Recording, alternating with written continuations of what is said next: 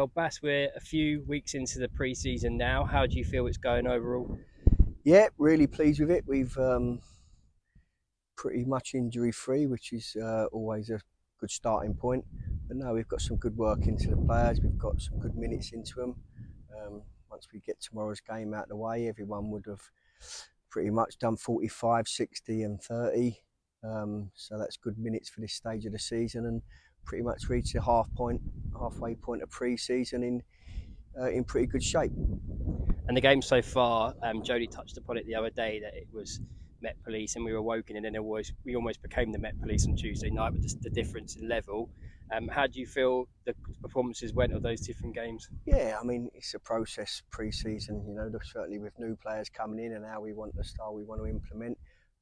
You have to take the learning from it, and playing championship opposition is no bigger test for us than that. So we take a lot out of that, some good, some not so good, and we move forward, and that's sort of how we like to do pre-season. First one we just get the minutes in the legs, and it was a really hot day, but we got 45 each into it. We got the 60s against a really strong Portsmouth team on Tuesday night, which we took some good learning from. And again, if it was a league game, we probably wouldn't have stuck with it as long as we did, or for as much as we did. But it's a good learning curve, and these are the sort of moments you have to look at and say, okay, against top opposition, this is what happens, and how do we then solve the problems? And we've done some good video work with the players on Thursday regarding the Portsmouth game, and some positives, some not so good, as we said, and then we move on to which will be another good test against Cray Valley tomorrow. One of the obvious negatives from Tuesday night was Will Jaaskelainen going off early doors.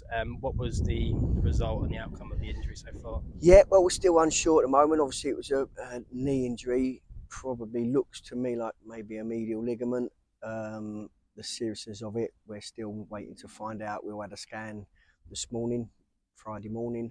And we should hopefully get the results of that by Monday, and we'll know more of a time frame on that. But he was a lot better leaving the stadium this afternoon than he was turning up this morning. So it's very early stages. There's a lot, once you shake the knee up like that, there's a lot of settling down that needs to happen before we can diagnose what the full extent of the injury is. So touch wood, fingers crossed, all of that it's not as bad as we first feared, and we can get him back as soon as possible. And looking ahead to Cray Valley tomorrow, we started with the 2:45 minutes for the first game, and then you gave the players 60 minutes. What will we look like tomorrow? And obviously we don't have a game on Tuesday night next week, so is it going to be a bit more intense for the players tomorrow? Yeah, well, it's then the boys that played the 30s against Portsmouth will get more of the 60s, and vice versa. So, as I say, by the end of the 3 games, we've all sort of roughly around the same amount of minutes in their legs, which is good for us. And then we sort of cross into the second half of pre-season. We start increasing the intensity and shortening the areas. And yeah, it's a real tough part of pre-season for the players. So yeah, one we're looking forward to. But I am anyway. You Bass, we'll see you tomorrow. Lovely, thank you.